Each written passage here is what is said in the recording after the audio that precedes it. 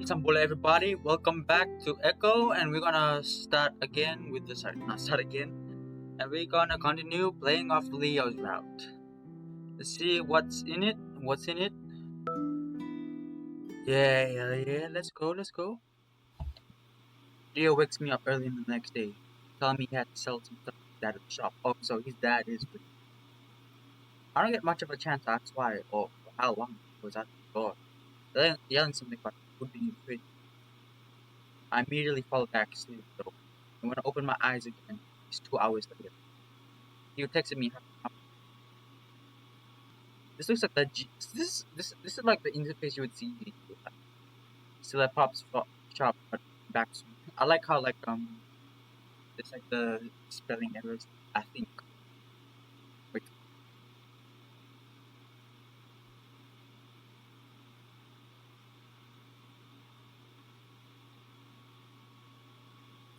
I lay for another 20 minutes, grabbing my phone, browsing it. That's when I realized I hadn't charged it last night. That just didn't happen. I groaned and thrown an arm over my eyes.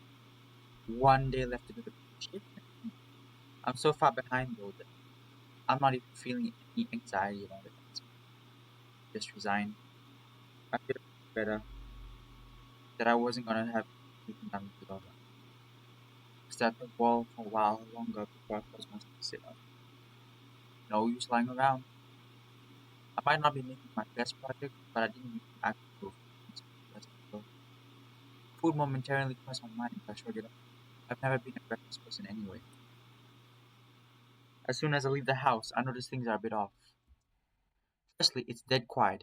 Usually there's some type of kind of drone where there's the wind or a plane overhead. There's usually a drone isn't like the sound, okay. No sign of birds either. And those were always chirping in the morning. I stand in the doorway for a bit, feeling a vague sense of tension, electricity in the air. Something building. I shake my hair, feeling dizzy. The dream last night fucked me up all kinds of ways, so it's not surprising that it's probably still messing with me. I'll be glad to be gone for this place tomorrow.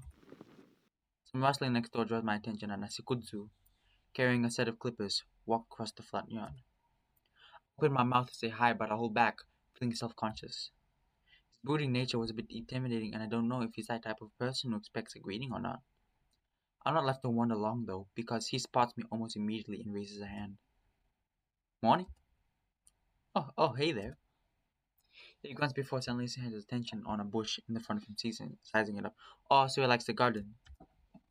I stand there awkwardly for a bit longer, wondering if that's the end of our exchange, but he speaks up again. Leo, take off? Nods his head at the empty driveway. Oh yeah, earlier this morning. I walk down from the porch and walk over to the edge of Leo's lawn, so it doesn't feel like we're yelling at each other. Said something about having to take care of business with his dad. I see.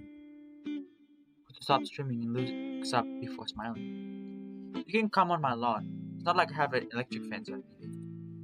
Looking down, I see that I'm towing the edge of his immaculate lawn on Leo's side, looking like a little kid.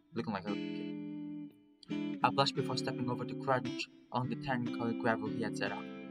It's weird how nice it all is, especially compared to the shady trailer sitting in the middle of it all. If I had an adobe-styled house, the place would be southwest in perfection. It all looks really nice. I guess gardening is your hobby? Thanks. Kristen snips at the bush rather aggressively. I like it. It's what I do most of the day. The raccoon moves to the side of the bush, examining it. It's peaceful. He gives the bush another snip before resting a hand on his hip, while he lets the clippers dangle in the other. And it keeps you in shape. That I can see. I can't argue with that. Although his skin and the muscles show through the fur of his arms. He's probably the most in shape guy I've ever seen in Echo. What about Leo? I realize I'm staring and I quickly step my eyes back to his, but he's already smirking. I realize about to point out that he's caught me, but instead he gestures at my camera bag and his clippers. Gonna do something for your project? Yeah, I need to get a bit more film before I leave. The thunder raccoon wipes his head with one. Anything in particular? I think. Not really, just old stuff to show the town's age. Goes to stick his lips in the ground, looking up as he seems to think. I know of a few things you can get to the old school. Wait, you go to the old school? Yeah, I was headed there actually. And then there's a woman's next to the lake. Yeah, was gonna wait for Leo to drive me there later today. Other than that, there's an old rusted pump up the road. I don't know if that's actually from Echo's earliest days. Couldn't hurt to look. Where is it exactly? Kudzu points over my shoulder up the road, down past Luke's house, right before the convenience store. It's kind of hidden back in some bush, but I can take you there. If it's no trouble, it's fine. I've got plenty of time to do this today. Well, all right, thanks. I shift the bag on my shoulder and stand on the side as Kudzu tosses the clippers beside the bush and starts walking towards the road. I follow him quietly, again feeling awkward under his no-nonsense attitude. So you and Leo getting along? Yeah, we're having a fine. My mind wanders back to the text messages and my stomach clenches. Good. He's been looking forward to it for a while now. Wouldn't shut up about it last week. I'm somewhat surprised that it's Kudzu filling in the silence. Not that I mind. He's pretty damn good at for such a somber guy. I smile. Yeah, that's Leo. He really misses out on who doesn't. Kudzu huffs a laugh. Wolves. I agree. Wolves. Bit racist? Okay. As we walk, I can smell the heavy masculine from the raccoon, mingled with the scent neutralizer. Evidence of a hard neutralizer. Oh, that's interesting world building. So, scent neutralizer, is that like a thing that animals wear instead of deodorant? There's something special about hanging out with another musky creature. Makes you less self-conscious. Okay, yeah, because in teacher's route, uh, we were also musky because we were authors. So I know you hate teaching, but don't you have to go back there for back in the day? Had a job studying desert plant in college times. That would definitely put him a few steps above most everyone who lives in Echo. But high school is it's a rare thing. I'm a clerk in the tower hall, so no, I'm pretty much always there. Always? Do you have a car? Sold it after I came here. Wow. Don't you have to get the shop? Sometimes. I go and fish for what I can, and the ingredients are surprisingly good for the sake. But otherwise Leo gives me a ride once in a while. That is really smart. Well, I grow and fish for what I can. Because I've seen people in the seawall in Fiji when I go for walks. I see people uh, fishing for their food and they cook it and they clean it and they eat it. That is, I actually want to learn how to do that. It is very, I really want to learn how to do it. Master. Again, curious about what exactly happened in Fiji. I'm going to be gone by tomorrow and I don't find the question too elusive, especially with all the information provided. So I don't want to be nosy.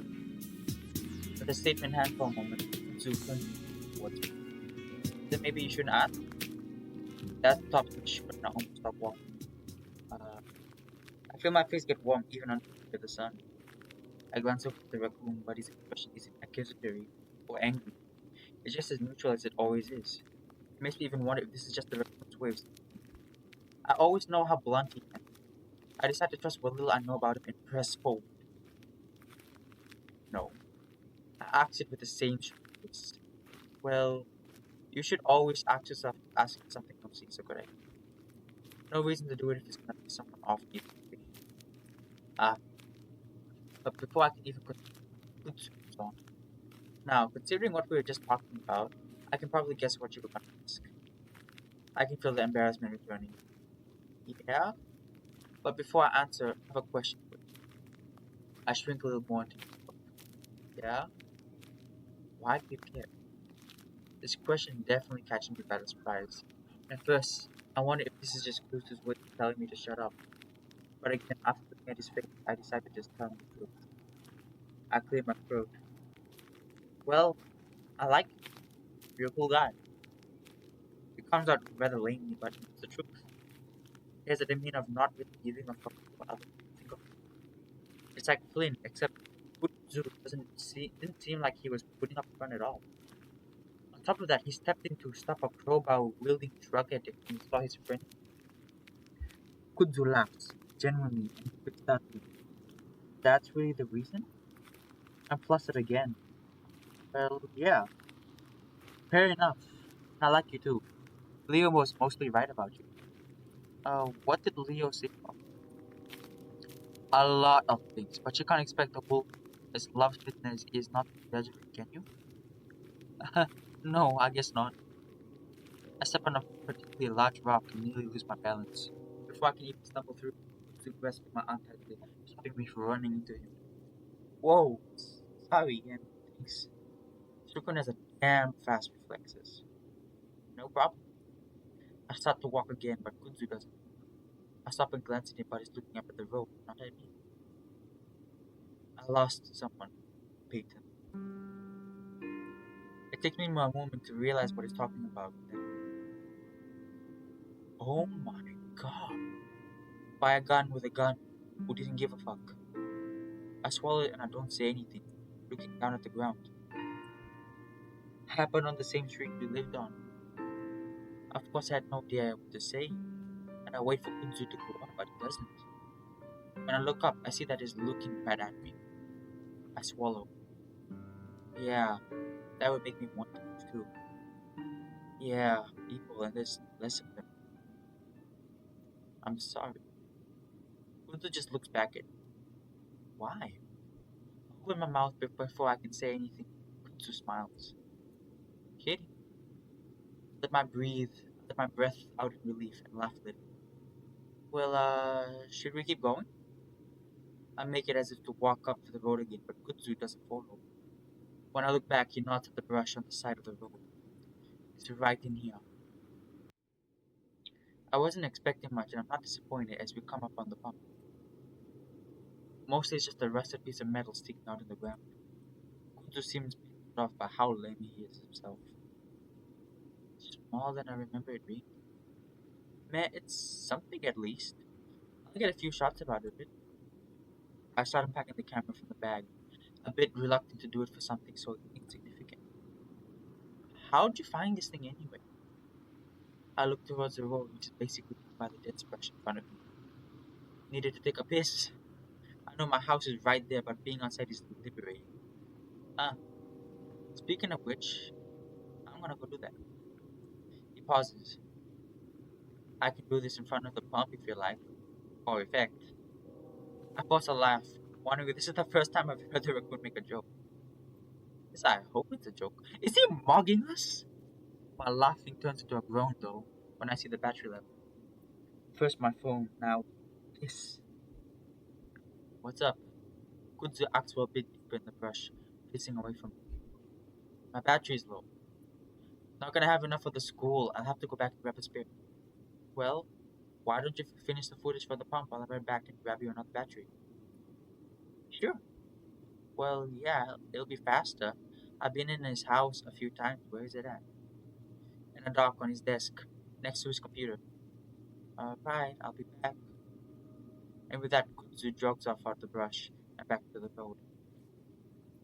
Within a minute, I feel like I have all the footage I can get out of the pump. I sly and rub my face, glad to be at least be out of the sun, but annoyed that I've got so little footage for it. As I'm doing this, I hear what sounds like a gag behind me. Uh-oh. I poke my ears and I look back. I hear it again, but it's softer, more of a grunt this time. I'm almost positive that Kudzu didn't go that way. I can't imagine who else would be. Kudzu? I wonder if maybe the heat has gotten to him. I know how dangerous a heat stroke is. Getting a little worried, I start moving further to the brush. Again, I heard a gag and it's much louder this time. Could? You're right. I start pushing deeper, a bit more urgency and not too artsy. I come into a clearing. The ground is covered in dead grass and the sun hits me again with a vengeance. I blink furiously, eyes watering under the brightness of the clearing and the blazing red behind my eyelids. After a few seconds, I'm able to pry my eyes open. The first thing I notice is a peeling trailer to the right, pressed up into the trees. I have some vague memories of a trailer back here where a grumpy badger used to live. Straight up in front of me is a meadow and a dead tree. one with the dried gnarled branches that twist up into the sky. The tree itself would be eerie enough, but it's what it's under that stopped me dead. It takes a moment to comprehend what I see. Hanging from the lowest branch is a body, long and thin, emaciated down to the skeleton. I remember rooted to my spot, my mouth hanging open. Disgustingly, my mind immediately goes to the camera. I don't know why. Yet, showing footage of a dead body to the whole class. Either I'll get an A for being edgy, or I'll fail for showing a fucking dead body. Probably expel it. My brother, you're gonna become Logan Paul. Don't do that. Look at Logan. Take a page from Logan Paul. Don't record a dead body. For anything, please. I feel my stomach starting to turn, and I'm finally able to take my first step back. But then it moves. It's a quick jerk. One of the skeleton's hand reaching up spasmodically to his neck before slumping back down. Spasmodically to his neck before slumping back down. With my eyes fully adjusted to the sun, now I recognize the color of the fur, the build of a skeleton like mine. Clint! Oh my god! Clint? On unsteady feet, I managed to stumble forward and reach towards the ringtail, aiming to release holding him up against goes due over to help. Somehow, though, he's able to spin and face me, his face an expression of mortified fury. His eyes are almost glowing with how bloodshot they are, and his twisted muzzle is covered in drool, leaking down his chin onto his chest. Get back. What? Clint, what the hell are you doing? I move forward again, but Clint lashes out with a foot, hitting me in the knee. That's when I see his toes are touching the ground, or at least barely. I stare in confusion and look back up to meet Clint's furious eyes. Fucking leave! Spit flies from his muzzle as I take a step back, completely as a loss for words. I don't. His bulging eyes moving from mine to look over my shoulder as his enraged expression melts, eyes growing wider. Slowly, I turn around and my vision is filled with a mountain of brown fur.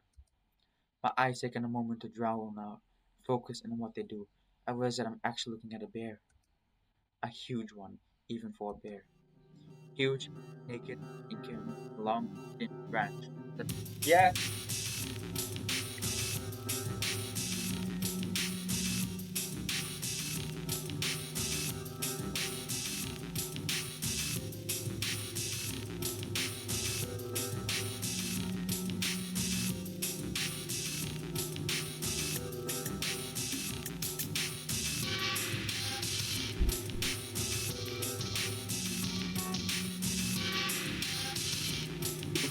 naked, carrying a long, thin branch. Bear standing in the direction I come from, grinning stupidly. Instinctively, fighting my hands, I looking left and right. All reason has been left-handed effort from the brain of the crazy place together. I watched the huge tongue stuck between the bubbly lips together, slightly finally gas of something once again. With black lips shaking under the skin. The weirdly high-pitched voice is about his traveling experience. I look back at him, still struggling on his clothes, clutching at the rope. What? So hard fighting a good switchback here, but now it's worth it, if it is who's of yeah. Is this like a kink? Is this like a fetish that a Clint has and he's not actually committing suicide or being lynched, he's just getting off on this? The squeak that comes out of my muzzle seems to his of the ears and his eyes up. I following. Sorry about words being forward and I very much very much and then drop it forward. I think much directly this time even with what couldn't probably so falling along way to the spice here. I got one last round, something by the expression. From Anya old running behind the main street with an imaginary when I hide behind the tree next to the house, the green door open. Several minutes I watched him I'm too young to understand the necessity of finally decided to run to that. Couldn't stop to realize people rioting in the just like that. I'm going to the bus. I'm feeling like I'm proud of my experience. Could you stand next to the farm before I get back holding a battery? What? I grabbed his arm and yanked him towards the road. Come on. Muttered under my breath before jogging down the road, Kudzu close behind, looking over his shoulder. It's not until we're at the end of a road, turning onto Main Street before I'm able to slow myself down and tell Kudzu what happened. Holy shit, that's Brian. Who? I'm still panting, sweating heavily in the heat after the short jog from the street. He asked Bear lives in the bush, right? There's a trailer in there. I don't know him. He moved here after I left. I thought a badger lived in that trailer. I assumed so. He was here when I got here. Well, what the fuck was he doing? What the hell did I just see? My mind is still trying to process it. I don't have the answer. Can't say I'm surprised though. Are you serious? It's like the most fucked up thing I've ever seen. Kudzu smirks. Well, I guess I would have to have been there, huh? I stare at him. Yeah, I guess. But from what I know, Brian is dumb and violent. Pretty sure he came here because he caused too much trouble in Britain. Oh, he's from the same town as you. It's Clint. That's the fucked up part. He's a fucking homophobe and he's doing that shit. Told you. Most homophobic people are homosexuals themselves and they're just insecure about themselves, so they take it out on other people who mirror what they are. I don't know about Clint either. What do I know? What I do know is that Brylan is his dealer. Really? Well, really the entire town's dealer. Makes sense that Clint would need one in Echo, considering he's banned for life for driving after like 3 DUIs. What is a DUI anyway? I thought Jeremy did that. Carl told me that's where he gets his weed. Kudzu shrugs again. I assume Clint is definitely more than marijuana. He's losing his hair. He's losing muscle. He's becoming scrawny. That is more than marijuana. Wouldn't like marijuana cause you to be more fat because you're getting the munchies? I assume Clint is using more than just marijuana. Huh. It's becoming clearly what kind of relationship Clint and the bear have. I shudder, just wishing I hadn't had to witness it. I already feel bad to Clint, but now. Kudzu holds up the battery still in his hand. Want to move to the school? Yeah, yeah. Let's do that. The next hour is pretty uneventful though. I do get enough footage to the point where I'm satisfied. There's a point where I notice Pete down the road. He stands there for a while, watching us as I'm getting different angles into the school. It's annoying, but even though he's a complete fuck up, he likes to pretend he's in control of things in Echo.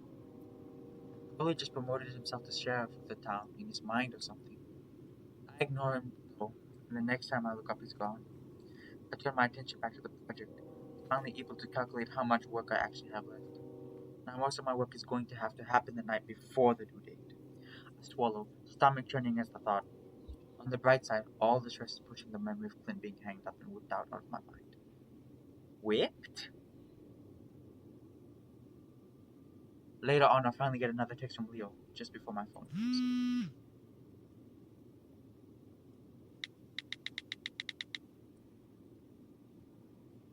I'm hungry. We should meet at the diner. Sure. I've had Kudzu to come along, but he tells me that he can't stand diner food and that he's gonna go fishing anyway. I'd love to go home and fish with him. It's too bad because I really enjoy the I enjoy the raccoon's company and fishing sounds relaxing. I try to exchange number with the raccoon. My screen dies the moment I turn it on. Kudzu takes my number though, and I promise to text me. I'm feeling better walking to the diner, but then I remember what happened with Leo. What I might have to do. Should I bring it up now? I don't even know where it'll end up going. Could I even trust him again? Leo's not in the diner when I get there. I pick a boot towards the back, resting my head against the patchy cushions and closing my eyes. The week's gone by so fast. Feels like only yesterday that we actually got here. Thinking back, I remember worrying that everything was gonna be awkward, that our past would catch up in the worst way possible. And it kinda did. Didn't fix or talk about anything. That gives me a jolt of realization and sadness. The whole time I'd been preoccupied with Leo, and Leo with me. Wasn't Leo the one that was all concerned about us not keeping the pack together? This handout feels empty and pointless. It's really the last time I might get to hang out with some of them, mainly Jenna and TJ. And TJ had the most shit to air out. Did I fuck up by basically ignoring him though this whole time? I feel a lump in my throat as I get to think about the hike I never went on with him. As again, the one thing I like about this game is that although you choose different routes, like the story of one route can actually bleed into another route, and that's kind of what makes it all cohesive. I love that. Sure, I figure things out with Leo, at least temporarily, very temporarily actually. Already things are in jeopardy again, but now it feels like things I should have talked about with the others have been buried further. Even though I haven't seen the others for a few days, I can feel the resentment, knowing that Leo and I got what we wanted. Or at least I thought I got what I wanted. Especially after, especially after leaving them to deal with the fallout of Flynn's meltdown. And now, because of that, it'll be harder to reach the root of the problem, harder to talk about. Because of that, probably never will. I glanced at my dead phone. Oh God, that looks horrifying. Reminded of the complete lack of text from anyone other than Leo. I suppose this is life. Sometimes things are buried and never talked about again. In a way, I guess this is for the best. Sydney's death will die with us. It sucks that we all carry it, but can't rely on each other for support. This is why communication is important. I take a deep breath, wondering how long it will take me to process the whole trip, or maybe my entire life up to this moment. It's at this point that I notice Janice hasn't come up to take my order. The diner itself is completely quiet. No old rockabilly coming over my staticky speakers. I look around, wondering if maybe the place is closed. I remember a few businesses didn't lock their doors, mostly because of our negligent employees, because burglary is somewhat common here. I look through the plastic window and the swinging doors to the kitchen, past the counter, and notice that a fluorescent light are definitely on. In fact, it looks like I can see some movement from shadows on the walls. I think about getting up and knocking on the door to let them know I'm here, but that's when the front door pushes open. Leo comes in and a big grin on his face. Chula! My stomach twists as he sweeps up both to my side, and I can't help but jerk it away when he kisses at my cheek. He pulls back, frowning. Chase? I sigh, not being able to meet his eyes. Leo, I need to talk to you about something. Immediately, I can see the worry in his eyes. He steps back, watching me. What? Sit down. Why? Leo asks but sits down anyway. First off, I have to tell him that I looked at his fucking phone, and then that's bad enough. I look to the right, heart pounding. Otto, what is it? His voice is soft, but I can hear the slight tremble in it. Leo, I looked at your phone. What? I jumped as Leo's heckles rise, and he bares his teeth. It's not angry reaction, just more defensive, fearful. Leo, why the fuck would you do? Why the fuck would you do that? I shrink back, looking down as I listen to his breathing pick up. I'm sorry, but you know what I saw. Fuck, man. Leo puts his face in his hands, which gives me an opportunity to look up. His ears are down, dripping towards the table. Why did you do that? I wait until Leo continues to hide his face, his body rocking. Not now. Not now, what? You can't do this to me now. Not after. I didn't do anything. You're the one texting people that I don't give a fuck about them.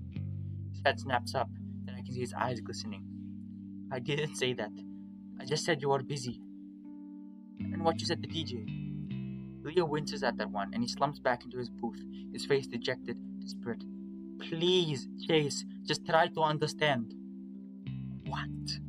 I let some anger into my voice, wanting to show Leo that I'm not gonna forgive him just because he's sad. And I think he realizes that because his face changes, lips bared out of anger this time. Yeah, I'm real fucking guilty, aren't I? Yeah, you are. Says the asshole that just ditches me avoids me, won't talk to me. I don't say anything in response. And you wonder why I'm fucked up about this. You're the one that walked out and left me. I was young. Yeah, you keep saying that like you're not young now. If you actually had dumped me, then maybe I wouldn't be in this fucking mess about it. Last sentence escalates into a scream and I flatten back into the booth, glaring up at him. Leo had never hurt me before. I'm not afraid he will now. I've endured plenty of it. Oh, that is toxic. You know how crazy this makes you look? Oh great, you too. I'm serious. This is fucking unacceptable. I'm drawing the line here. Leo's, sli- Leo's snarling face turns up and that's when I hear movement behind me.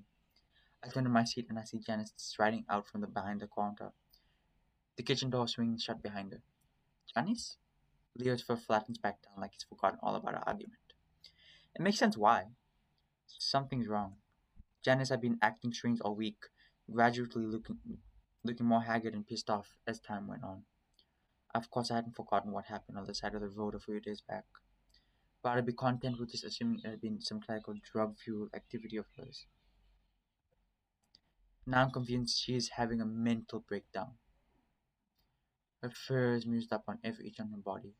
I've seen her eyes are wild and wide, similar to how I seen Clint earlier. Blood is smeared across her apron. Blood? The handle of a knife sticks out on the front pocket. Janice, are you okay? Leo's half standing. I'm not sure if because he's afraid of her or for her or of her. She doesn't say anything. She sidles up next to our booth, a slight bit towards the inside. Under her wild gaze, I'm feeling a bit trapped. Janice? Why all the shouting? Why all the shouting? Still impatient. Well, let me take your order and I'll get you settled. Are you okay? Are you cooking? Leo gazes at her apron. Yes, I'm cooking today. What can I make you? I get the unnerving feeling that she isn't even looking at us. Leo glances back at me, to which I respond with a bewildered look of my own. I think we might. Nonsense! I got everything fired up in the kitchen. Leo doesn't respond, just stares at the big coyote. Janet smiles crookedly. Well, if you're not gonna order something, then I'll make your favorite. With that, she turns and starts waddling off, having not even acknowledged me. What the fuck? I reach into my pocket, thinking about calling an ambulance for the poor woman until my dead phone. I whisper over to Leo. Should we leave? Maybe. But Leo doesn't move. Just stares after Janice. I look out at the window to the sun-baked roof. Have you noticed that something's off? About Janice? No shit. Not just her, the whole town. I think about mentioning the matter with Clint and Brian, but I'm still trying to absorb that myself. Leo sits back, still looks back at the kitchen door where Janice disappeared. Honestly, people act so crazy here. I don't know if it's because of drugs, because they're actually crazy. I see his nose twitch, and I don't think she knows how to cook. Something smells funny in there. Look back onto the window, wondering if it's open up argument again. That scene with Janice has totally thrown me off, and I'm reluctant to waste my energy on it. It had to be brought up again somehow. We can't just let this sit. It's clear that's exactly what Leo wants to do, so I have to stare at the window. The fucking town. I haven't been paying much attention to it the past few days. I've been infatuated with the video. Sure, I'd seen some weird things, but it seems in my absence, everyone's confident that I went to change. I look at Leo. Have you been noticing anything which Leo sighed? Again, I never know what's weird or not. I guess I've noticed a few things. I frown. Were you just hoping I wouldn't notice? Leo doesn't say anything. Instead, he just goes on staring at the kitchen. Would he really just let me blindly move to this town where he knew everything was going crazy? Looking out the window, I notice a figure moving up the street jogging. A feline. TJ? TJ! Is that TJ? Leo glances out the window. Looks like it. Out for a jog, of course. Wolf turns his attention back to the counter as Janice comes out, a messy dribbling milkshake. Oh no. Oh, I actually feel bad for her because you can see that she's kind of withering from the drugs. Hey Janice, what are you doing back here? I glance at the crazy coyote as she wobbles over to us, staring at the milkshake with wide eyes. Oh, mate. Leo lets out a hollow laugh. What kind of meat? I'll be honest with you, it's a bit tough and stringy. I lose interest in the conversation and instead look back at the DJ. I feel like something's off for sure. He's away, but he looks kind of afraid. One of his hands reaches out to bat at something. Something's wrong. I mutter it under my breath and start to stand, set on getting out of there to see what's going on with it. But at the moment a truck pulls up into the parking lot right in front of a window, I noticed something. When I read something, when I read in conjunction with the speed of the text, it's a lot easier for me. But when I let the text play out and I read it, it's a lot harder. I find myself staring right at Duke. I also see something big in the back of his pickup. A brown furred head peeking over the roof. Duke. Leo snaps his head over to look at the window. As the weasel gets out of the truck, I see something in his hand. A gun. Shit. Language. Language, Leo. He's bringing in a gun. Leo reaches across the table for me. Not while I'm here. Help us out, Janice, please. Janice! But she's already striding over to the door, just as Duke pushes through them.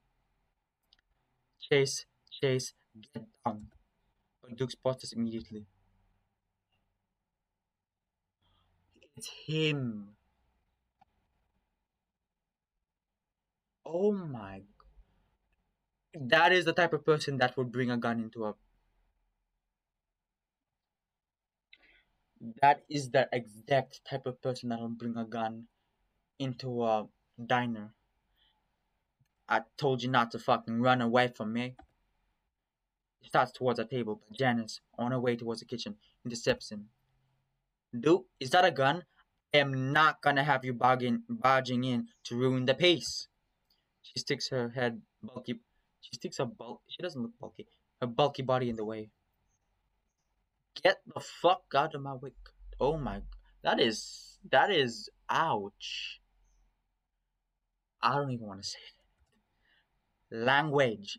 Exactly, language. Except if Janice doesn't notice that there's a fucking gun being waved around right next to her face. I reach out and grab Leo's arm, trying to pull him down. Call the police. My phone's dead. Leo slowly sits, then looks around. The only exit is at the Oh, this is fucking scary. We're trapped. You don't think those fuckers are all behind on this? You've been saying that all around too, haven't you? Isn't it like a huge age difference between us and... Oh, it's a different one. I'm not concerned with that anymore. I make things right.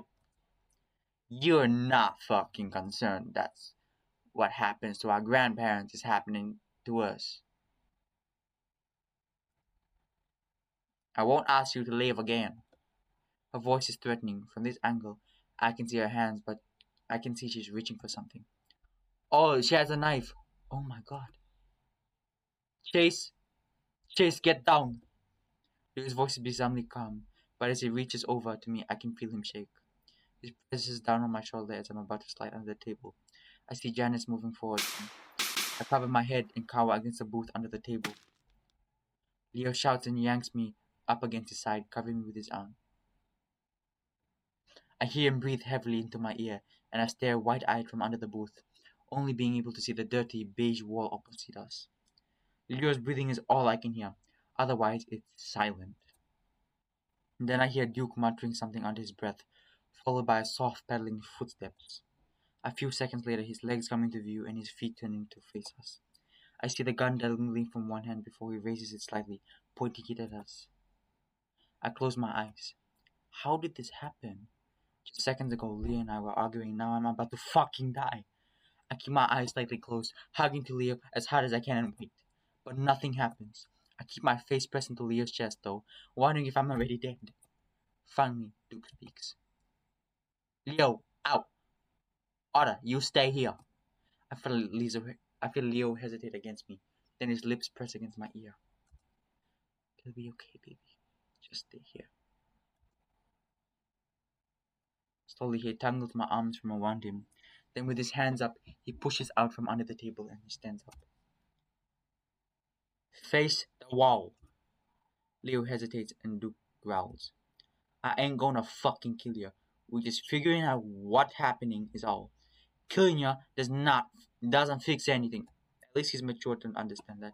The last guy got killed and that didn't fix shit. You shot the Janice. Cause she got in my fucking way. But it don't matter. Everything is fucked up now. Leo turns to face the wall slowly. I watch from the space behind the table and the booth.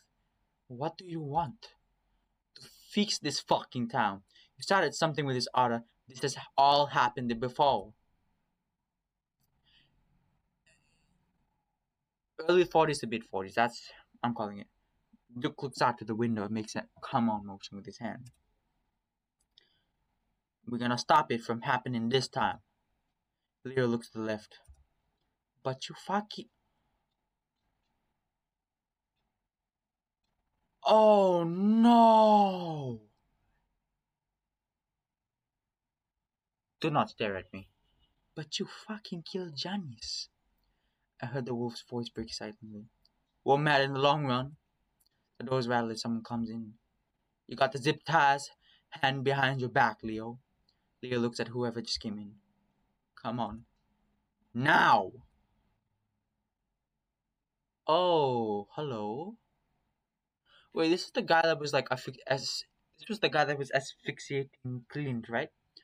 Slowly, Leo does as he's told, and I see a pair of massive paws reach forward to bind the wolf's wrists.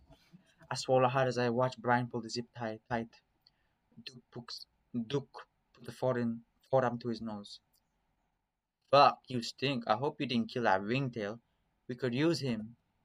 Brian just grins in response. His teeth yellow. Ew, ew, he looks disgusting. My heart sinks as I think about. I hope he's alive. Had I been wanting me to run?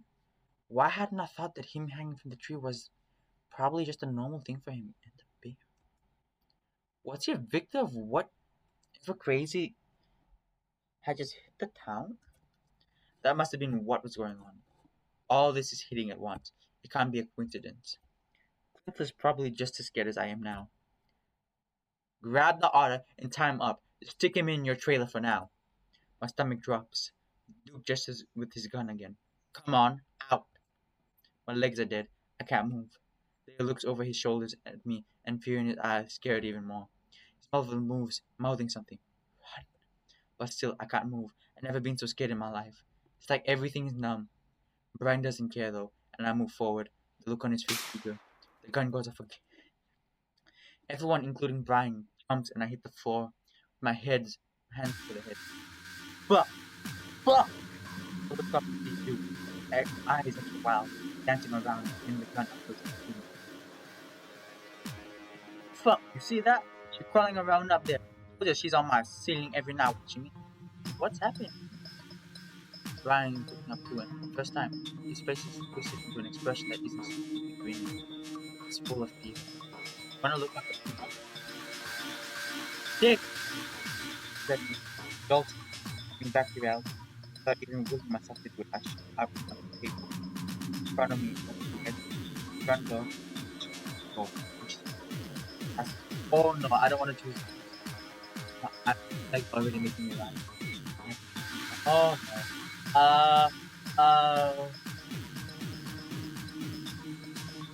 Okay, think about it. If I run to the front door, like, here's a gun, so it would be easy. But if I run to the kitchen door, there'll be more things. There'll be much more. What is it? Distant because of the how crowded the kitchen would be, and also I could use a weapon from the kitchens. I could use something to defend myself. So, if I had a cleaver or something, I would use the kitchen.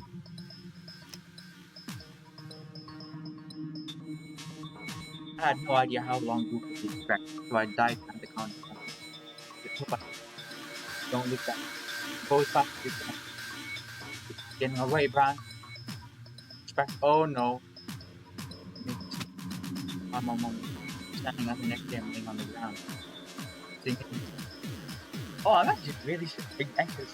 I stared clearly at the but still confused. First, I think the clouds I just read when the overpowering terrorist Blood is everywhere and I'm covered. Stop wondering what the nighttime is gonna end. The paralysis. Well, get off me! What's up? Stop. I step inside along the pile, understand, almost falling. I manage to grab the metal counter and yank myself up. Then I'm standing over the counter. Oh, that's bad. Pile of meat. I can see the fur, but it's a mound of unrecognizable parts. Butchered. Something cooks on the stove. My stomach turns in my heat, but there's nothing in me to eat. Oh no, am I gonna die?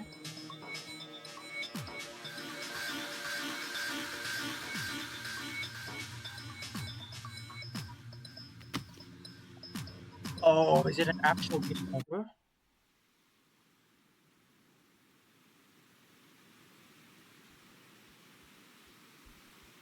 I'm not gonna read this. I just want to see what is happening.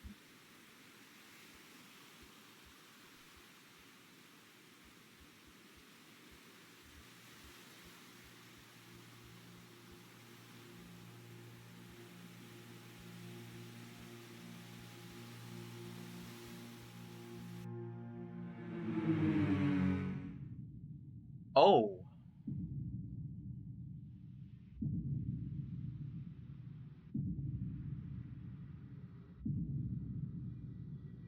is this a game over?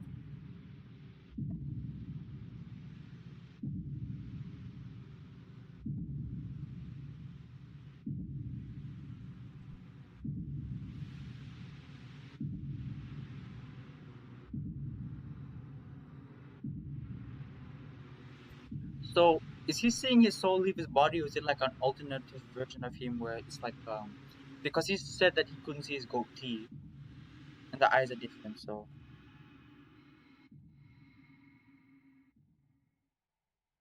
uh-oh.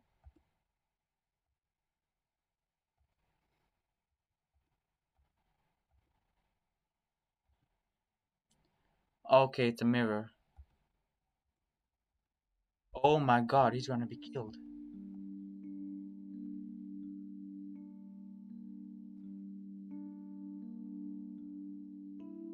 Wait, I'm confused. This is like I know he's gonna be killed, but then is this an actual sex thing that people do, like the holy trains and all bit?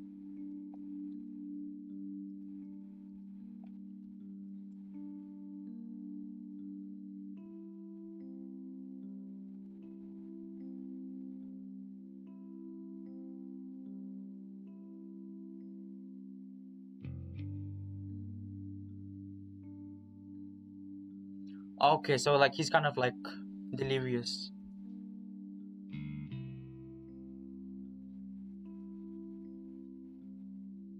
Oh, I'm so glad I chose today's route first because if I did this before, if this is my first ride, I'll be shitting myself. I'm in a small room, what looks to be a living room of some kind. There's a couch to my right and a wall with a clock on it to the left ticking away. There's a window too, and along with the ticking, the wind blowing outside is the only other sound that I can hear. Looking down towards my legs, I can see what looked like a tiny kitchen with some cupboards and a countertop. Dishes and junk are piled high along the length of the counter. It smells like cigarette smoke. Judging by the layout and the size of the place, it looks like I'm in a trailer home. A small moan of terror escapes my lips. I'm in Brian's house. I remember Kurt telling me that he lived in it once. This looks like something from Breaking. This looks like a house that would be in Breaking Bad. All I can think about is what he was doing to Clint. No, no, I have to calm down. I don't want to attract any attention if it's actually nearby. After what is happening in the diner, the cops have to be on the way. Aren't already here. People eat in the diner all the time. One of my friends probably will find it and call someone. I just have to wait until they find me. I swallow again, feel my body break out into a cold sweat all over again. What is this going on? They wanted something from us. Remember that at least. But what? Duke had been saying something about seeing things that we might be responsible. I squeeze my eyes shut and shake my head, but then immediately stop when my head throbs from the movement. None of this makes sense at all, and I'm still dreaming. The moment I hear a soft mumbling in the distance through the thin walls of my trailer, I freeze and hold my breath. It's a little way off, but I'm almost positive that it's Duke. The high, whistly whine mixed with the occasional smoker's cough is unmistakable. It's coming closer, and I can start to make up what he's saying. Because we're already fucked here. You think we can let them go and it'll all be fine? I don't know who's been talking to, but the sound of an accompanying heavy lumbering step gives me an idea. It's worth it though. We can figure out what the fuck is going on. Sounds like they're right up against the railing. I can hear them walking around it towards a small door on the right side of the kitchen. Leo ain't saying shit yet, but I think it might be the otter. He the one I seen last week. Footsteps stop in front of the door and I listen hard, a heart pounding in my chest. I hope you haven't done anything to him. I didn't. Brian's uncharacteristically high-pitched voice seems to chill up my spine, my fur flaring out with it. Bet your ass will have him. If you do any of your fucked up shit to him. I stop breathing, staring at my terrified expression in the mirror. What I'm saying is, we still got a chance to get out of all this. What we've done is bad enough, but we can get him to understand. They stop talking, and that's when I can hear Brian's heavy labored breathing. I'm not breathing at all, or that they're able to hear it even when they're low. But they know I'm here. I let it out with a gasp as the door suddenly swings open and Duke comes up the steps, looking around before spotting me. Brian, you are one sick fuck. Turns up as a massive shadow appears behind him, and it feels like the entire trailer tips a bit as Brian makes his way up the same steps. Brian's presence is so imposing and frightening that I don't even notice that Duke is now right next to me. I jump when he says, "What did he do to us?" I jerk my hand to look at him, wide-eyed. Hey, calm down, we ain't gonna hurt you.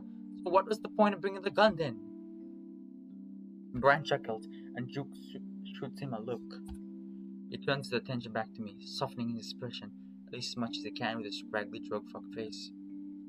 We just need to get some information from you. I open my mouth to speak, but all that comes out is a dry squeak. Brian chuckles again and makes his way to stand to my right.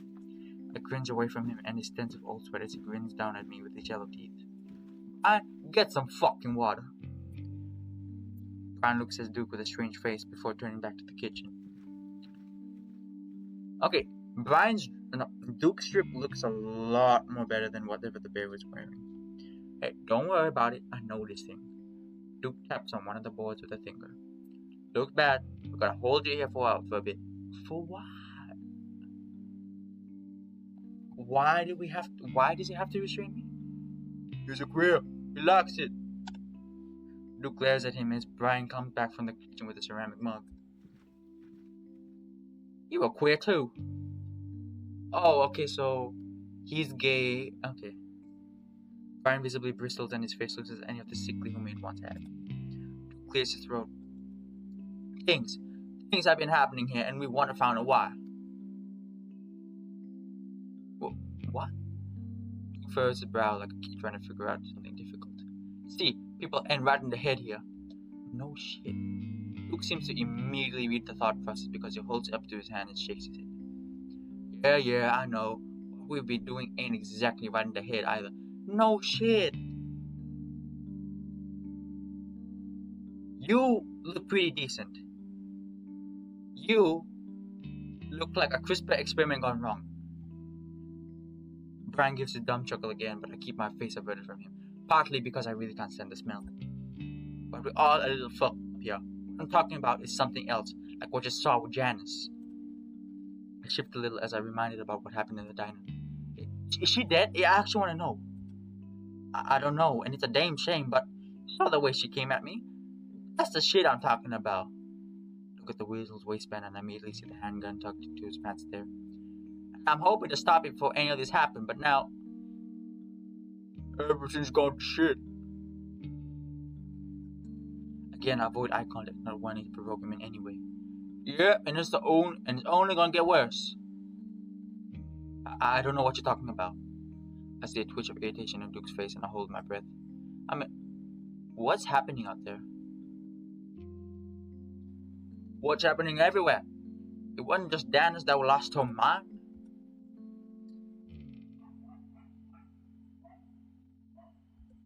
It happened to my granddaddy, my daddy now it's happening to me. Oh, so is it like a hereditary thing? Oh, this is gonna be like hereditary where like you assume it's genetic, but it's not. But then like it is actually a force. Cause my eyes wondering if Duke is just as crazy as Janice was. If he does, I hope he even has a clue what he's done right now. The hell's missing? Sin just drove us into the desert. Duke turns around to look back at me. Saw your cat friend running down the street on the way here, saying someone is after him. Peach. Thing is, we all got something after us. Something bad won't leave you until when it starts. What's after you? A flinch speaks just above me, leaning down towards my face. I don't know what you guys are talking about. Bullshit! I flinch again as Duke's cornered demeanor immediately drops away. Why do you think we came to get Leo and Lou? He pauses, like I should actually know the answer. I feel myself starting to bang again with his two crazy heel balloons looming over my body. I don't know what. Duke slaps me and I gasp in shock. I saw you hanging around this fucking town before you even got here late at night looking around. I'm still cringing from the slap and I keep my eyes closed, as if not seeing any of this is gonna make it stop. And then once all your friends get here, all hell breaks loose. You think that's a fucking coincidence? It's quiet for a moment. All I can hear is a rush of blood in my ears. Is this a real happening? I feel Duke touch my arm like don't touch my arm. Hey. He wants me to look at him, so I slowly open my eyes, tears spilling out as I do. The blurry shape of Duke dances in front of me. I'm not saying you did it, or that you wanted to happen. I don't say anything because I still don't know what he's talking about, but I know I can't tell him that. It's just that you gotta know something, anything, so that we can stop this. He starts to pat my arm and his soul in comfort. Brian is breathing heavily next to me, and a glance of him shows that his expression is more interested, now almost eager. Duke still hasn't answered my question. It makes no sense that they go so far as to kidnap us. Why? Why didn't you just ask us? Why all this? Exactly. I lifted my hands weakly, making the platform rattle. Duke's face darkens. Because I have been asking Leo all week what the fuck you guys are doing, and he would say shit. But you didn't have to get a gun. You could have come to us and asked us ourselves. There was no reason to. Aribagwan, why would you do this? Duke stops petting my arm and scratches behind his head. Why would he be? Is he like petting my arm so that I calm down and he actually expects us to trust him? And something. Someone told me that you were. Oh, he's gay. Are they in a relationship and he's trying to cover it up?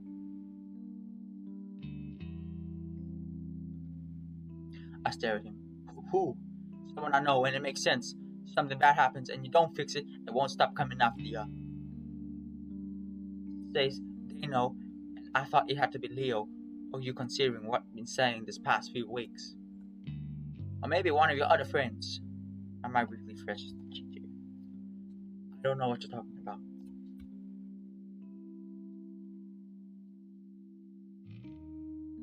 Kind of protecting you too. From what? Things are getting worse out there, and we don't figure out something soon, we're all gonna die.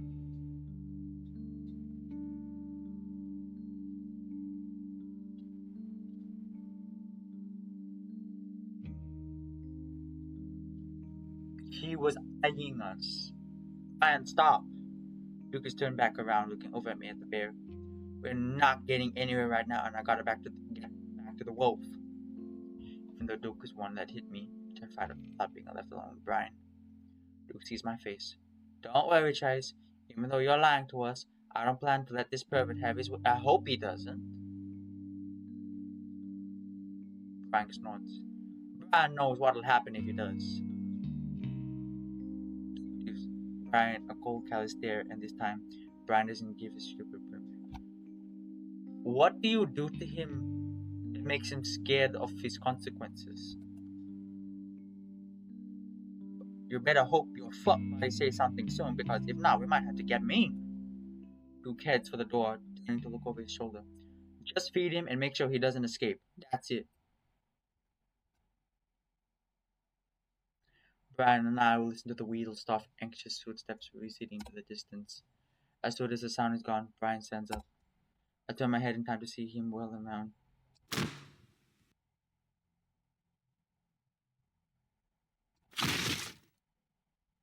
Fucking faggot! He screamed so loud my ears immediately start ringing. He was talking to me, so I braced myself for what I'm sure is gonna be my worst moment of my life. He stalks right past me, not even looking at me. Instead, he strides up to the kitchen counter. Once there, he picks up a dirty pan to it. Oh, he's ready. Oh, damn, sucking piece of shit! He throws the pan across the room to crash into the wall. I'll fucking kill him! Kill the fucking god! I stare at him, my eyes wide as I watch him stamp his feet like a little kid. Then he slaps himself across the face twice. After that, he closes his hand into a fist and punches himself in the head repeatedly. It's with a force that would knock me out cold. It might be funny if it wasn't tied onto a contraption in a trailer belonging to Brian. Brian stumbles after what seems like the fifth blow and covers his face. His massive shoulders shake with sobs. Thanks! Thanks! You can do whatever the fuck you want. You can boss me around. Brian whirls around and slaps both of his fists into the counter several more times, the sound of shifting glass accompanying after it. I'll kill him! I'll kill him! Kill him! His voice crescendos in pitch and volume before he even finally slumps against the counter, head in his hands as he starts crying again. I breathe as quietly as I can, not wanting to draw any attention to myself. I'll get him! I'll fucking get him! Don't control me! No more! Suddenly, his quickening shoulders freeze. Slowly, he turns to me, kissing out. I realize he's looking at me right now. The fur on his cheeks already matted before, and are now flat and shiny with wet snot bumps from his nose up to his upper lip. Then I see him red from his left fist. The fur on his right is matted with blood as well. He watches me for a while, then grins. Am I funny to you? I open my mouth, but nothing comes out. He suddenly strides right up at the end of my platform, standing between my spine. Oh no. I feel numb. Fear taking every fiber of my being. I feel nothing else. You like seeing him make fun of me? I try to speak again, but still nothing comes out. I swallow. No. My lips tremble and my voice shakes. I never started so hard in my life. You know what I'd do to you if I could? He sneers down at me, the wet fur on his cheeks bristling up. Oh, I swear to God, I'll fucking tear your balls off right fucking now. He rests a huge hand on my crotch. Oh no! Bad touch, bad touch, bad touch. Please. Brian grins only gets bigger and he grabs his crotch with his other hand as he watches me wince. Oh good, you already know how to beg. He leans forward towards my face, moving his head to climb over my mouth. Then I'd hang you for hours. I stare at him, breathing hard through the nose, ears leaking down the sides of my face. His hand slides down from my mouth to my neck and he starts to squeeze. Then I'll give you a little stool to stand on when you start to go out, and I'll kick it away again. I guess both from the squeezing from his waking breath. He stares hard at me. You can feel his crotch. Oh, ew! What the f? What? This is. Ooh! Oh! Oh, I wonder how other people were able to make past this. Oh, ew! No. I tried to turn my head away, letting out a moan of terror, but he doesn't grab my neck again. Instead, he prods and teases the fur, checking the skin on my neck. Better not bruise. That fucking cocksucker saw that. His expression darkens again. You fucking tell Duke about this. He raises a fist and I cringe. No, I won't, I swear. I turn my head away, eyeing his raised fist. He holds it there a while watching me. He seems to be calculating something, like he's wondering if he can get away with what he's about to do. Then he seems to make up his mind. Good. With that, he slams his fist down right into the center of my vision flashes and I hear a rasping, droning wheeze that I realize is coming from my mouth. It goes on and on until there's no air left in me, and then I can't breathe in again. My vision goes black and I suffocate, writhing against the restraint, wanting to curl up into a little ball and disappear. I feel like hours, days before I finally get a sip of air. My mouth gaps as I try to suck it faster. Brian is standing over me, and I'm somehow surprised that he's got a worried look on his face. He probably thinks he killed me. But then my stomach starts to turn and lurch. Before I even realize I'm about to puke, a gush of vomit fills my mouth, and I start to choke. Shit! Brian hurries to my side and, giving a second heave mixed with gag, he tips the platform over sideways. His huge paw pushes my face to the side to look at the ground, so I watch it all spill on the ugly shag carpet. When I finish, Briley slowly tilts the table back up, looking at me with disgust. At this point, I'm too tired to cry. Instead, I lay there in a daze, occasionally hacking and coughing. Brian goes to the kitchen, rustling around a while before returning with a white toy and paper towels. He wipes my face and nose before tilting my head up to drink the water. Rinse and spit! He holds the mug there until I do as he says. Then he gets down to his knees. I watch his head bob up and down his butt. Oh, okay. Busies himself with a mess of the floor, muttering about Duke finding out. I'm too numb to really care right now, though. Right now, I'm starting to realize that I might not survive this. Brian comes down pretty quick after his tantrum. Once he cleans up the mess, he plays out on the couch and starts watching TV. It's some kind of cartoon about a pink cat, and he actually laughs along with it. Is this Pink Panther? A cartoon with a pink cat. That's the only thing I can think about.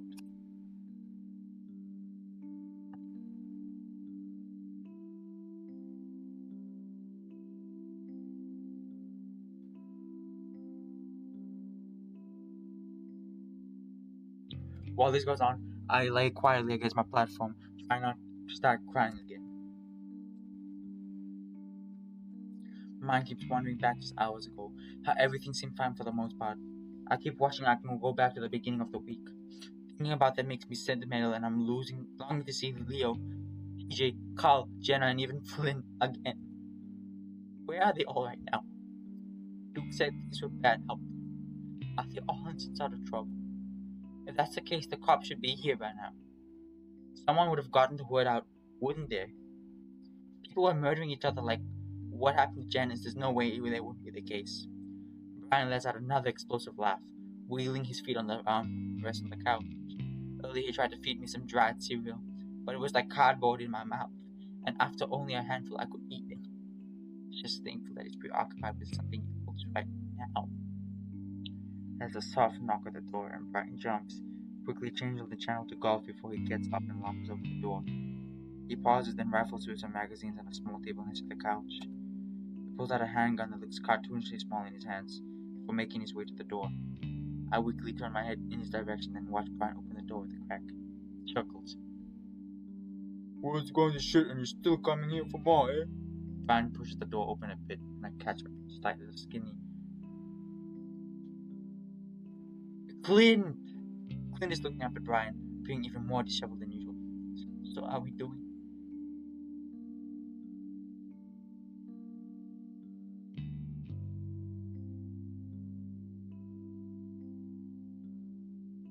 Uh, I'm Phil today. Already got someone taking your spot. Clint's not out of my line of sight, but I can hear him shuffling around in the dead vegetation. Please, I really need something right now.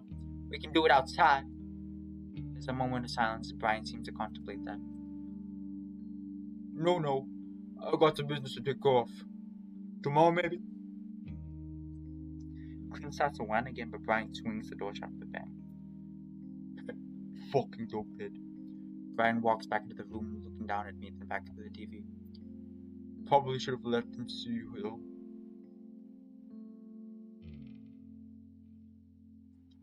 Even from here, I can see my eyes are bloodshot, fur on my face matted. There are dark spots on my shirt, and distantly, I wonder if Brian has broken ribs where he punched me. I remember that his hand has been bleeding when I did that. I feel strange right now, numb. It kind of feels good after the whirlwind of emotions I've heard earlier. I still haven't caught up to everything that's happened since I was in that diner. Would I ever be able to? Would I have time if Brian planned to? A tinge of panic pierces through the fog of disassociation as I clench my eyes shut, screwing up my face and I try not to start crying again. Brian snorts again at something on the TV. I open my eyes to the distraught author layer on the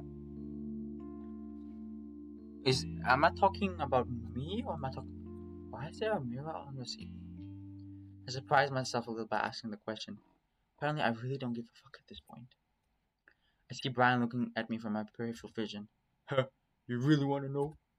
I shrug the best I can, continuing to stare passively up at the ceiling. The movement sends electrical tingles to my arms, which are completely numb at this point. Well, Brian shifts around on the couch as he tries to get a better look at me. When I have my fun, I like them to see what I'm doing. I stare up at the mirror, my expression still blank. I mean, it's not just about what I'm feeling. What they're feeling is important too. Fear. That's what Brian likes. Sure, I can choke you all I want and cut you all I want. But when I do that, you're not thinking about what's actually happening. Brian shifts into a sitting position. Now I'm more interested in a conversation than his cartoons. I realize now that I probably made a mistake. One is no, no, no, no, no, no.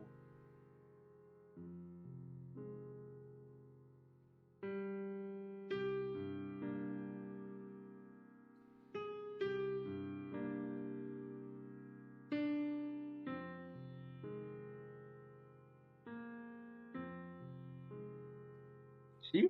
You're probably only thinking about how hard to breathe right now. Just trying to figure out how to make it stop. But, but, Brian leans back, feeling a terror-stricken Otto on the ceiling, his eyes bulging to the bed. No, you see what's happening to your brain telling you, yeah, this is really fucking happening. The leather squeaks a little, it's pushed down tighter. I start to writhe at this point. I see my tongue sticking out, my face a mask of horror. You feel more, and that's what I like. Brian comes back into my vision, his expression different. He's really searching my face right now like he's looking for something. Maybe you like it too.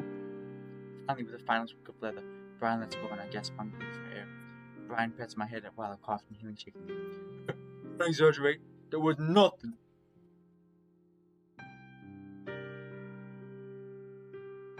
Your body couldn't get way worse. I choose not to stare at the choking odor on the ceiling. Instead, look out the window, feeling fresh tears roll down my face. Leo, come help us right now. I'm not sure if it's from the choking or the black hole in my chest. I watch the leaves rustling down in the wind and think about where the others are, why no one's coming to help me. Finally, I turn my head back to the ceiling. The blank expression has returned. Brian continued to chuckle at his cartoons, and despite myself, I asked myself another question. Have you ever killed someone? For the first time, Brian ignores me. I don't say anything for the rest of the day. I stare into the darkness, the only faint source of light coming from the moonlit leaves through the window. It's been less than 24 hours since I've been kidnapped. Still, it makes sense that someone hasn't found me. Is what Duke said about the charm true? I don't know what Leo's doing right now. What if he's going through just as bad? At least Duke seems slightly less unhinged. I give a soft trembling sigh, my head still throbbing from the day's events. Thunder snorting from Brian is literally shaking the platform I'm on, and though I've drifted off a few times, I can't sleep. He's right next to me, staying couch apparently doubling as his bad. I shift around in the contraption for what feels like the 100th time trying to get comfortable. When I feel something, there's more to, there's more give in my right arm than I remember. In fact, it's incredible loose. I pause, then experimentally wiggle my arm around before easily pulling my hand out from the restraint. I freeze, disbelieving that I wanted to believe in case it is true somehow. Painfully, I crane my neck to look at my right arm. Though it's dark, I can see that my arm is clearly free, my elbow on the broad hair in the air. I swallow hard, listening to Bryce's nose again to make sure he's actually asleep. I try to keep my breathing even, not wanting to make any more sound than I need to, but I'm almost sobbing with relief at this point. I'm able to partially sit up and make a short work of the left arm restraint.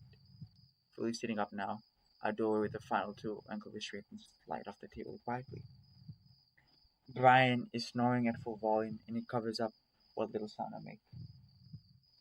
Making my way over the messy floor, I find the steps and try not to stumble them, opening the door. Incredibly, there's no squeaking or rattling as I do. Before that, I know I'm outside the cold air. I run through the woods and onto the road, sobbing with joy now that I see Leo's house. The lights are on and I'm running towards it. I think I even see Carl's horns through the windows. I ran up the stairs onto the porch and banged onto the door. Leo! Carl! I got out! Open the door! I try the handle and open, swing inward to blackness. I swear, trying to comprehend. You really fell for that? My own voice, but it isn't me that said it. Said it's a high pitch like I'm hearing from a video recording rather than my own throat. Then I stuck into my backness and slammed head down onto the wooden platform. All at once I realized what's happening and my heart feels like it dropped in my chest. Of course, a dream. I'm back in the hot, stifling trailer and looks even darker than when I did my dream. I close my eyes and start to cry, quiet. Baby, no! It feels like I've found out that I'm locked up in a psycho trailer all over again. Turned my head and looked around the window above Brian, longing for some daylight. Then I see two white eyes against a black face staring back at me. I jump. What the fuck? Am I still dreaming? Then I see two beige-colored ears above the head. Kunzu! I guess we're getting quieter. I'm overcome with relief once again, but the fear that I'm still dreaming is almost overpowering it. I wave my hand as much as I can, but I'm not sure he can see it. I realize that none of the light from the window is falling on me. Kunzu moves to the side and back again, squinting, clearly trying to see inside me. I think about making a noise, calling out his name, but I have no idea how deep a sleeper Brian is. As if on cue, Brian gives a loud snort and rolls over. Kunzu seems to have heard it, his ears perking before he ducks down. My heart hurts just loose inside of there and straight into my bones. Brian seems to be waking up though, mumbling something in his sleep. No, you did. Pull with my right arm again, because my dream has been onto something. It doesn't budge. Fucking cunt! Brian's really starting to clear right now, his massive form rolling over his stomach, rubbing his face into the pillow. He starts to make large gasping sounds and he gets to his knees on his bed. Back off! Hold his hands up, snarling. You're dead! You're dead! I stare at him, almost forgetting about Kudzu. His eyes are open and they snap to me, his head still out. No! No! His face is etched with horror, eyes wide and wide in the darkness. He backs up again, the back of his couch as he continues to stare. I stare back at him, unsure what he's gonna do. After about 10 seconds, his expression starts to melt from horror to confusion.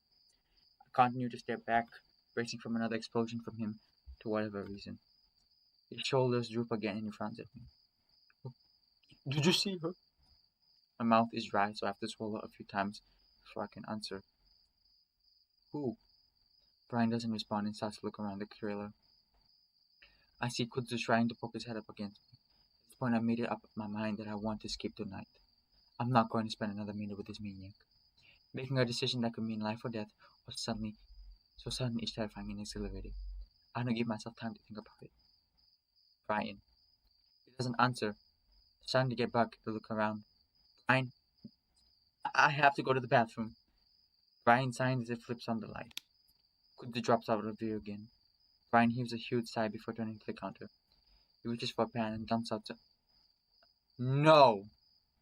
I wrinkle my nose. He shrugs at me. What? This'll do. No, I have to use the toilet. My stomach is feeling really bad now. Brian turns and really looks at me. Like what, you gotta puke? I shift from the platform. No, I think I have diarrhea. Brian puts a look of extreme disgust, which is kind of funny for someone who apparently never shot. Yeah. Oh, come on! He glares at me like it's my fault that I might be stuck. Look around and back down at the pan. But the bear seems to quietly disregard the idea that it's set back from down on the counter.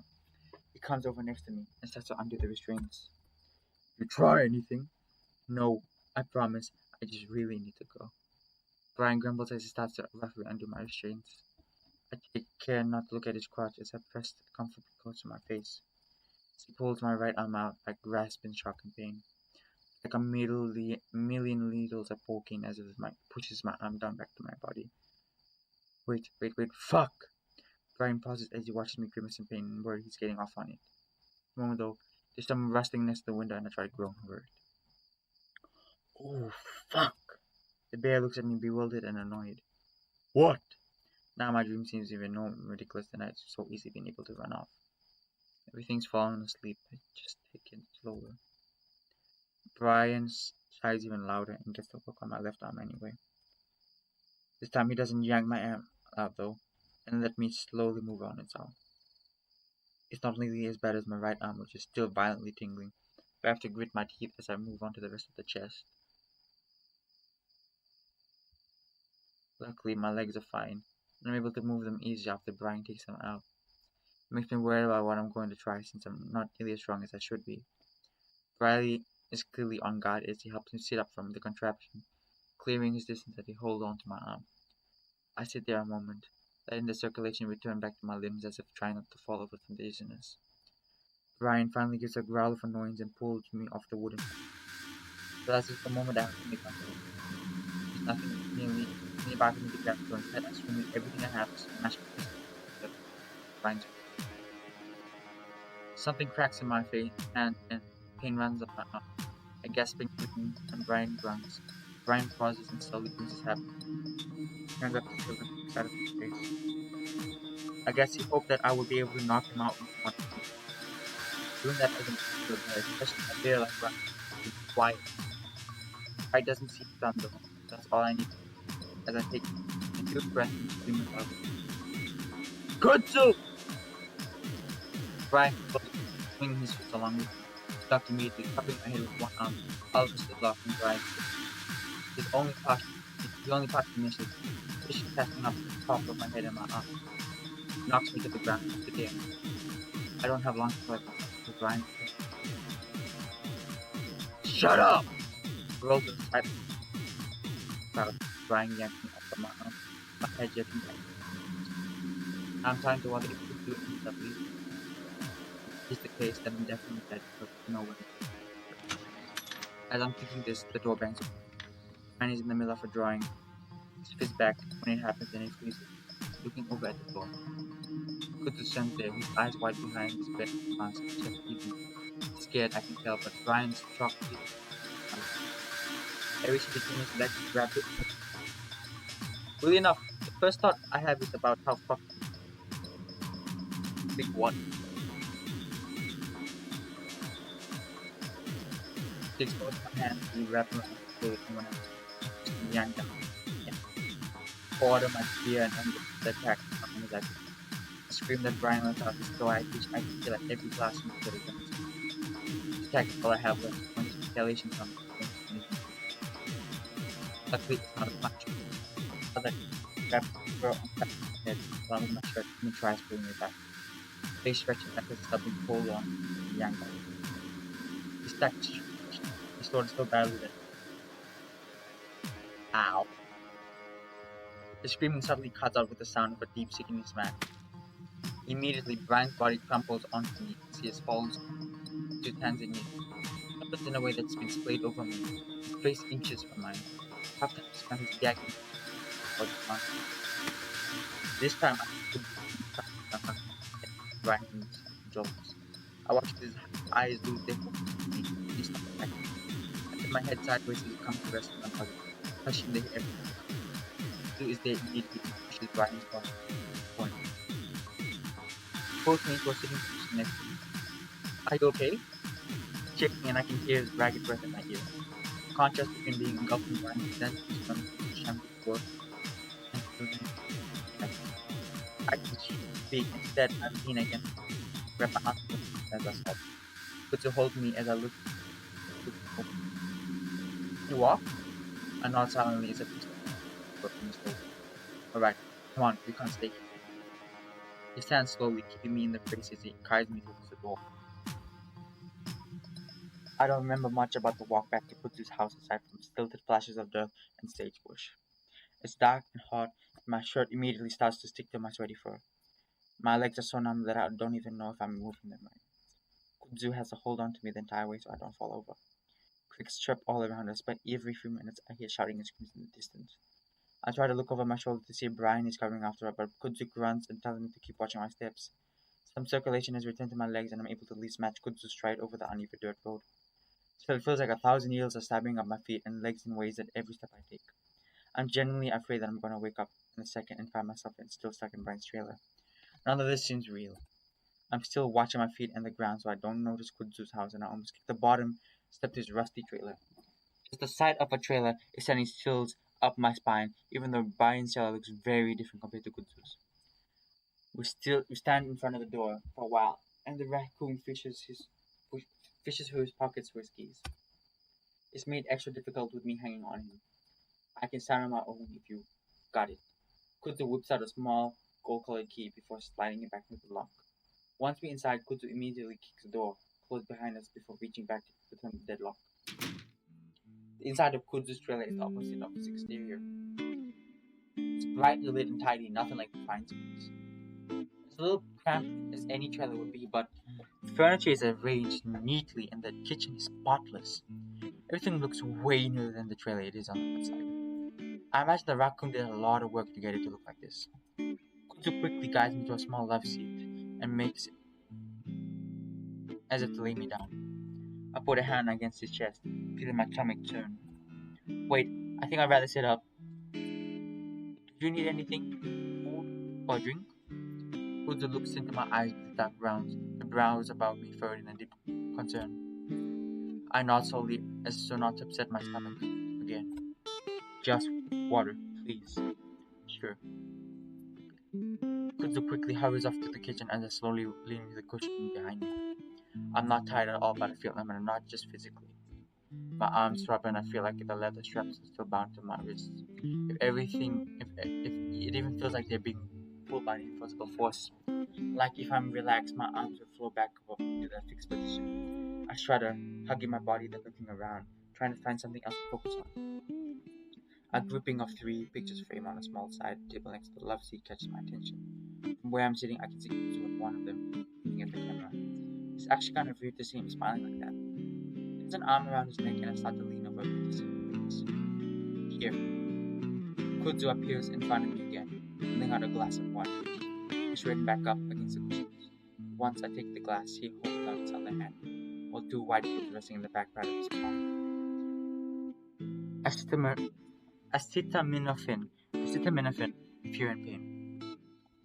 I definitely am, so I take it in the glasses without a word and swallow it down. For a second, my stomach sours and I feel like it's going to come back up, but only for a second. Kuzu steps back and watches me. Even though his face maintains its stoic, almost glare, I see his hands fidgeting together in front of his stomach. I nod quickly as we climb out. You want to sit or something? Kuzu seems to consider and walks over to the bed. He sits over the very edge of the cushion, and rigid, continuing staring at me. I take another sip of water, less this time, so as not to upset my stomach. It looks like he wants to say something but keeps silent, lips pressed together. Kuzu watches me the whole time. What's wrong? Kuzu opens his mouth and closing it, thinking before opening it again. Are you okay? Yeah, sort of. I mean, I'm not gonna die, I think. I'm not really sure I'm completely okay. Everything still feels numb. My thoughts feel sluggish too, and sometimes that's been nagging at the back of my mind. Since I got here, suddenly bubbles up to the surface. Did you call the police? Absentmindedly reach for my phone in my pocket, but it's not there. I have no idea where it is at the moment. Was it still at Leo's house? There's a tight look of consternation on Kuzu's face. The phones aren't working, even my landline isn't easy. What's happening? It's like the Wi-Fi tower down or something. My frog brain tries to process this. What? Why did the phone lines break or something? Kuzu shakes his head. I don't know. Should we walk to my car or something and drive to Beacon? I look back out of the pitch black window. We need to tell someone right now.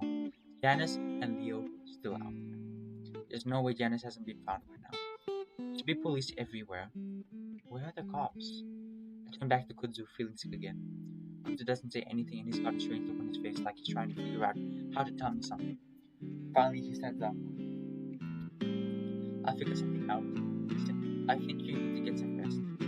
Frown. But we need to get someone out here. What if Brian comes after me? I shrink in on myself at the thought, feeling goosebumps erupt on my arms. Kuzu steps closer to me and awkwardly reaches off to feel her hand on my shoulder. You'll be fine. If you want to lay down on my bed, won't say anything. Your head's still trying to catch up. It's a water bed. Kuzu adds as if that makes the offer more tempting. He thinks. Hungry? I have some muffins. I might help you get to sleep. I shake my head. What? No. I want to get the fuck out of here. A loud pop makes me jump and I stand up. I'm I'm not sure what I'm even about to do. To reach hold me, pulling me up away from the window. Frankly, I can hear someone shouting outside, but it's far away. What was that? Someone shooting? Look at Kudzu, starting to feel desperate. He puts an arm around me, at the same time moving towards the end of the trailer where Big Bag is anchored in. I don't know. A lot of things are happening right now, so I don't think we should stay here to be safe. Okay, for now at least. I hold on to the raccoon, unsure of what to do. Listen. Holds me by both arms and look back at him. You gotta trust me that we can't leave right now. I'll explain it after all you rest for a bit. He pauses. I can tell you're not really here right now. Here, right now. You'll feel better once you wake up, alright? The thought of laying down is tempting besides, feeling like I'm almost going insane. If I sleep, I don't have to think, just blank my mind and rest. My mind is buzzing and I feel like I'm laying down my street things out.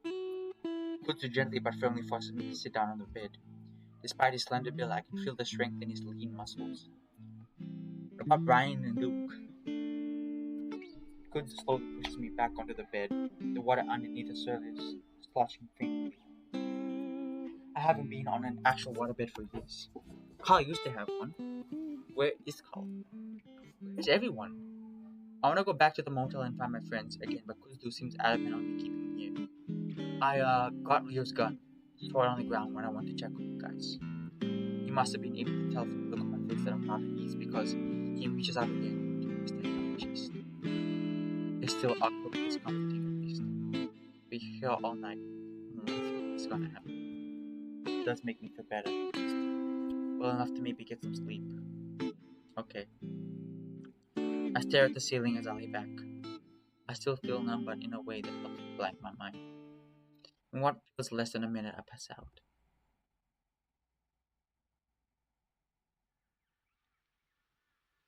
I feel like if I keep walking along the train tracks, be able to find my way out of here.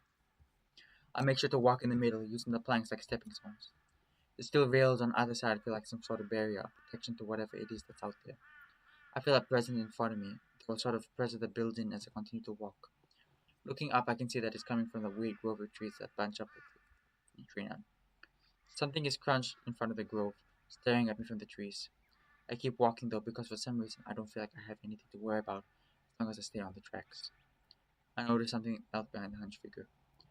A few bulky objects hanging from the tree. I know what they are before I can make them out. I keep staring at them as I draw closer, ignoring the thing that's watching me as I do, hearing it breathe as I pass by. Now I think there's. Oh.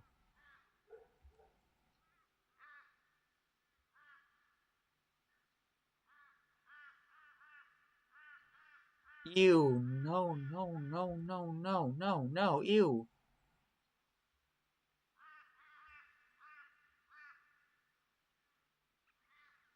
I look down at the corpses' faces, their mouth hanging open, eyes wide. It's like he wants me to tell me something important. I can feel my body again, but it's numb, heavy. Slowly, I open my eyes and see the beige ceiling of Kudzu's trailer. I flick my eyes to the right and I see Kudzu there, but his back. Seems frozen like he's in a photo. He's not even breathing. I can't see the window very well from here, but from the small corner I do see. I see eyes. When I wake up, Kudzu is next to me in the bed. His back to me, one of his ears folded under his head. Having been with Leo for a few years, I know that they can be pretty painful when you wake up. So I reach out and try to slowly adjust Kudzu's ear from under his bed, but he immediately wakes up. He makes a funny snorting sound before suddenly jerking up halfway the bed, looking back at me. I smile sheepishly. Sorry, I was trying to fix your ear. Kudzu reaches up, pecking at the ear. Ow, thanks. Oh yeah, because that's gotta be really painful because of the nerve endings for the animal's ears.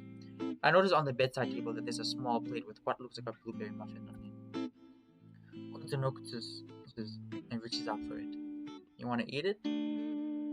I ate a couple earlier myself. I didn't realize how hungry I was. He lowers his ears. Still one left full. My stomach is settled for the most part, so I take the plate from him. Thanks.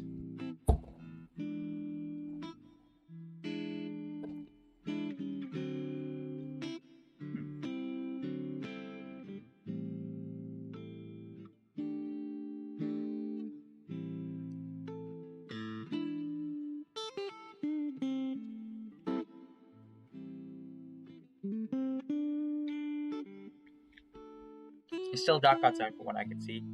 Did we sleep for the whole day?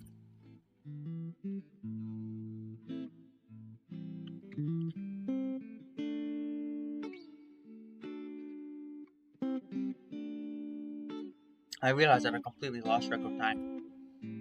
What time is it? Zoo reaches over to the bedside table, grabbing his phone. 2:30 in the morning. I rub my face. Did we sleep through the day or something? No. You were asleep for like 2 hours. Really? I felt like I've been dazed since what happened at Brian's trailer. Yeah, 200 around midnight. Kudzu turns nimbly at his rear on the end, facing me with his legs crossed. How are you feeling? I'm okay.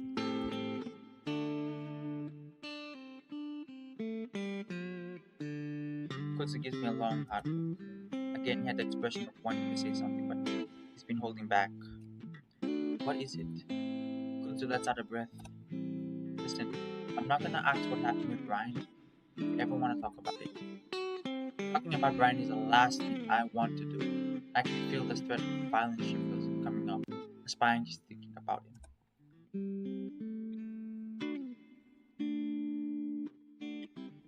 Kudzu reaches out on his back hands to rub at my shoulder. Awkward and comforting as always.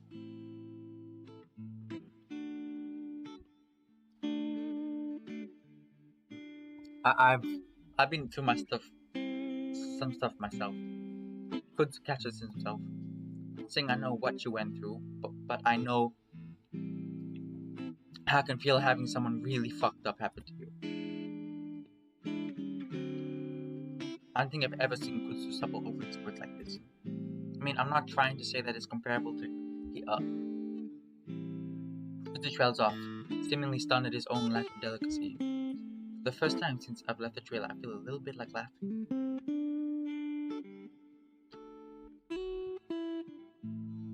No, it's fine, man. He didn't do anything like that, at least not how you think he would. Kudzu watches me. I know he's not gonna ask him to go on. He has a thing for asphyxiation, I guess.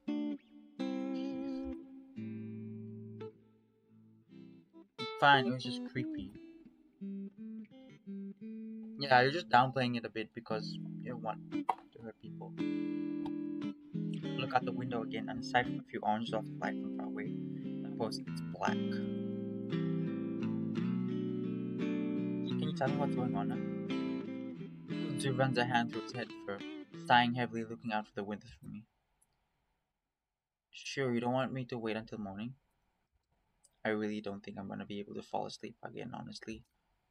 Kudzu continues to stare out the window, and that's when I really start to wonder what it was that I missed. So yesterday, about noon, is when I saw some weird stuff going on. Kudzu looks at me. Your friend TJ, he came kind of jogging up to the road. My mind flashes back to when I saw TJ running past the diner. I hadn't had time to really figure out what he was doing before Duke bugged in. He said something was after him and that he needed to leave. He talked to you? Where is he? I feel the fur pricking up all over my body. The thought that TJ might be out there somewhere, the chaos, is terrifying. Yeah, I want TJ to be safe, please. He's an innocent boy. How could someone like that survive that? I'm certainly doing a terrible job.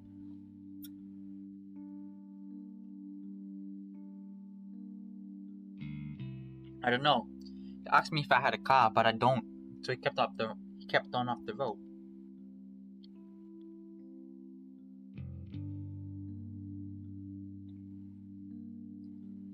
Up the road? There's nothing past Kudzu's trailer aside from Carl's house, and that's over a mile away. Carl doesn't have a car anymore. Maybe he's just staying with the Ram? Hope that's the case. After he left, though, that's when things really started going crazy. You know Dale? Yeah?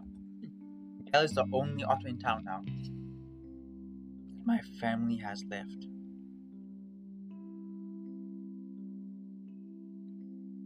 He was walking up to the crowd with a fucking shotgun, pointing it around and stuff. Is that out of the ordinary for Dale? I want to get back on the topic of TJ. If he went up the road away from town, we could still find him. He was bleeding, had cuts on his leg, and his jeans were all ripped up. Oh. But he knocked on my door. I didn't open it, but he yelled through it saying there was a meeting in the center of town. What kind of meeting? A fucked one, apparently. Anyway, I went over to Leah's house to see if I was home. Then I saw the window. Kunzu rubs the back of his ears lowering.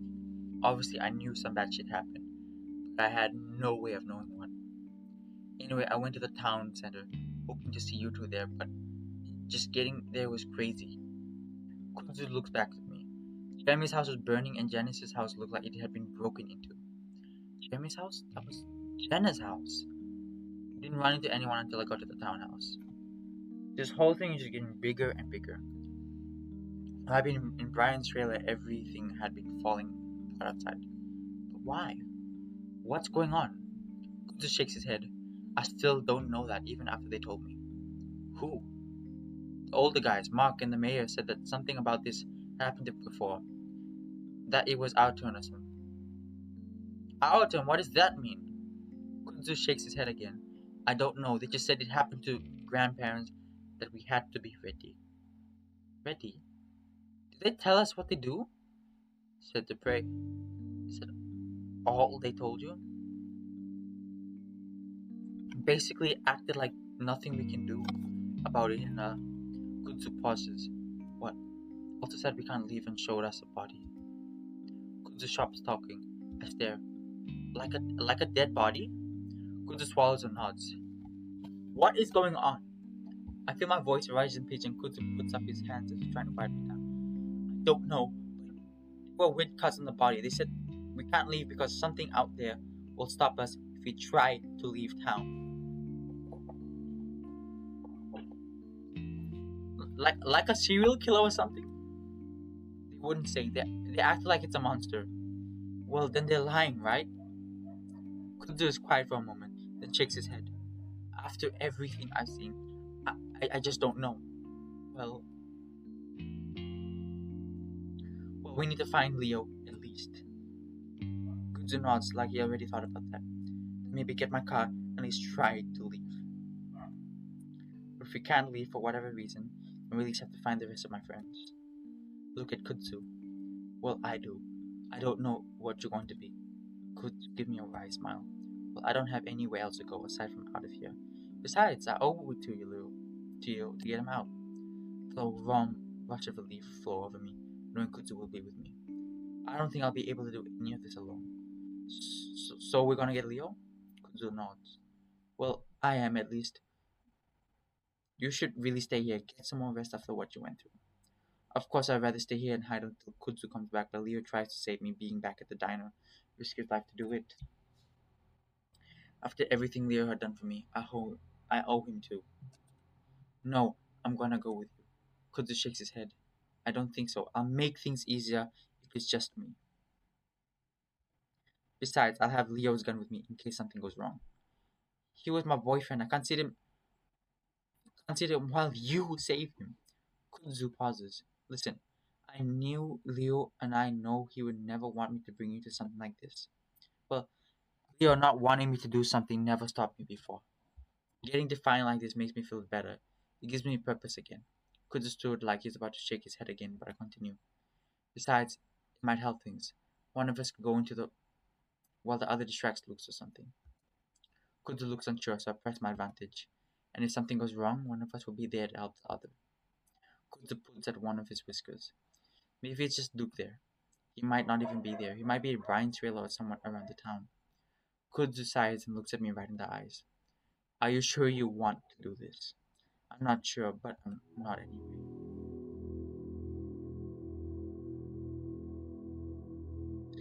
Yeah, anyway, I'm gonna stop it from here and we'll be doing it when it happens.